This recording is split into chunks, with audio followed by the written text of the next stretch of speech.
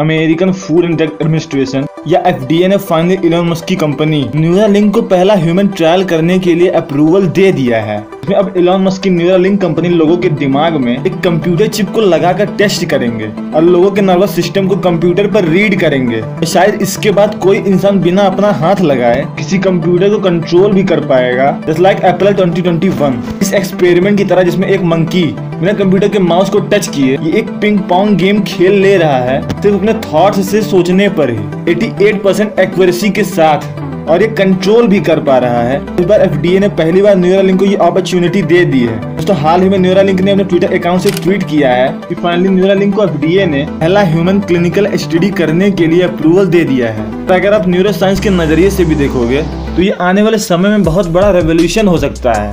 FDA जानता है कि ह्यूमन क्लिनिकल स्टडी पर न्यूरालिंक एक सर्जिकल रोबोट और न्यूरालिंक चिप यूज करना चाहता है, बट इस अप्रूवल के साथ और कोई डिटेल्स लेकर नहीं आया है। बाय द वे इतनी बड़ी कामयाबी अचीव करने में न्यूरालिंक को सिर्फ 7 साल ही लगे हैं। न्यूरालिंक दिमागी बीमारियों को ठीक करेगा, हमारे शरीर में होने वाले मेंटल की वजह से disabilities like paralysis, spinal injuries, इस तरह की सारी मेंटल बीमारियों को ठीक करेगा। ऐसा एम लेकर न्यूरालिंक आया था, यानी इस तरह के सपने दिखाए थे। इसके आगे चलकर हम बहुत सारे लोगों की मेंटल रिलेटेड सारी प्रॉब्लम्स को हटा सकते हैं, बट लोगों की उम्मीदें इससे डिफरेंट वे में ही रहती हैं। न्यूरालिंक आने के बाद ब्रेन ह्यूमन सुपर इंटेलिजेंस बन जाएगा, ह्यूमन साइबॉर्ग लेवल सा या फिर टर्मिनेटर लेवल का एपोकलिप्स आ जाएगा, दुनिया खत्म हो जाएगी, etcetera etcetera. By the way हम स्पेसिफिकली किस तरह की क्लिनिकल स्टडी होने जा रही है एग्जैक्टली तो नहीं जानते, बट इतना जरूर जानते हैं कि 10 पेशेंट इन्वॉल्व होने वाले हैं, जिसे उनकी स्पेसिफिक फिजिकल डिसेबिलिटी के बेस पे चुना जाएगा। न्यूरालिंक ने कहा था उनका first patient application on human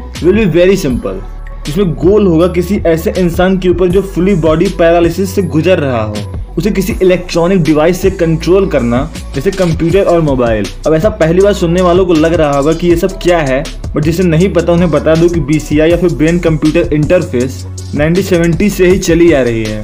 यहाँ पे कई ह्यूमंस के ऊपर एक्सपेरिमेंट सक्सेसफुल हो चुके हैं, जिसमें पेशेंट्स अपने थॉट से कंप्यूटर को कंट्रोल भी कर चुके हैं। अब मंकीज के साथ भी कई बार पहले भी एक्सपेरिमेंट होते आए हैं, पर 2021 वाले एक्सपेरिमेंट में वो न्यूरालिंक वाला कम्प्लीटली न्यू टाइप का एक्सपेरिमेंट था जो पहले कभी नहीं हुआ था, और इसमें पहली बार कंप्यूटर चिप को दिमाग के अंदर इम्प्लांट किया गया था। और पुराने BCI टेक्नोलॉजी पर कई लोगों का जीवन भी कम्प्लीटली बदल गया है। इसका सबसे बढ़िया एग्जाम्पल है सल्टियान ऑस्कॉम का।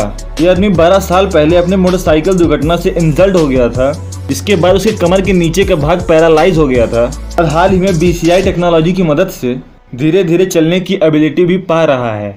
मिस्टर ऑस्कॉम के केस में BCI टेक्नोलॉजी में ऐसे ही 2 इलेक्ट्रोड एरे लगाए गए थे जो कि कनेक्टेड थे 2 डिवाइसेस से। पहला ऑस्कॉम को चलाने वाला वॉकर, उसमें डिवाइस लगाया हुआ था, और दूसरा इलेक्ट्रोड स्पाइन से कनेक्टेड था।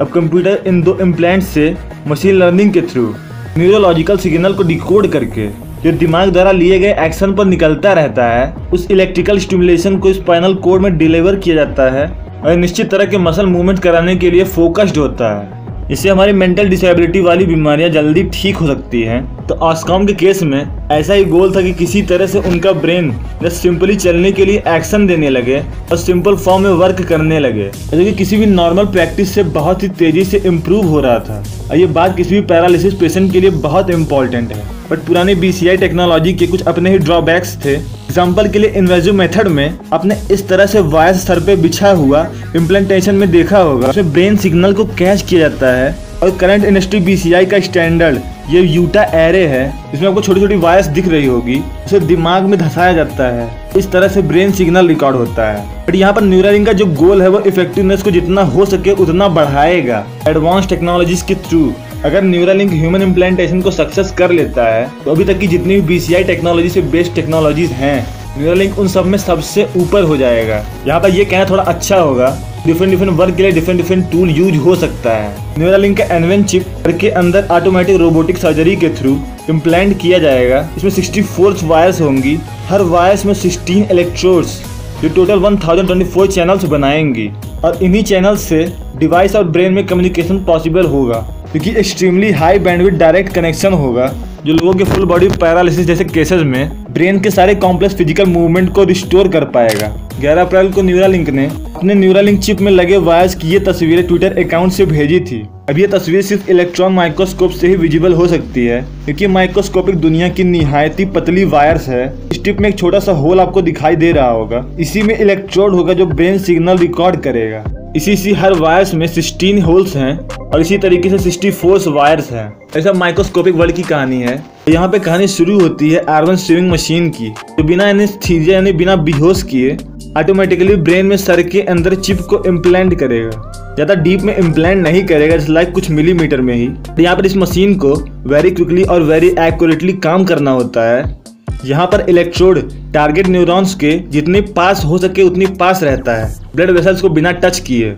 और इन सारी सिचुएशन को लाइव कंप्यूटर में ही विजुअलाइज किया जाता है, ब्रेन इमेजिंग की जाती है 2 फोटोन माइक्रोस्कोपी के थ्रू। अब ब्रेन इमेजिंग के ऊपर अगर आप कमेंट करेंगे तो जल्द ही एक डिटेल वीडियो बना दूंगा। बाय द वे ये सब आपको ट्रिकी लग रहा होगा, बट ये पहले भी जैसा कि मैंने आपको बताया मंकीज पे 2020 में पिग पे सक्सेसफुली किया जा चुका है। यहाँ पर FDA का एक जेन्युइन कंसर्न है कि ये कंप्यूटर चिप ब्रेन में ओवरहीट हो सकती है और टिश्यू डैमेज भी कर सकती है, क्योंकि वो चिप वायरलेसली ही बाहर से चार्ज होगा और वो चिप ब्लूटूथ से कंप्यूटर से बाहर से ही कनेक्ट होगा। ये सब बड़ी समस्याएं भी हैं, but by the way at least FDA ने अप्रूवल दे दिया है। सारी न्यूरालिंक की फ्यूचर की स्टोरी इसके इन्हीं 10% की इम्प्लांटेशन के रिजल्ट पर ही स्थिर है।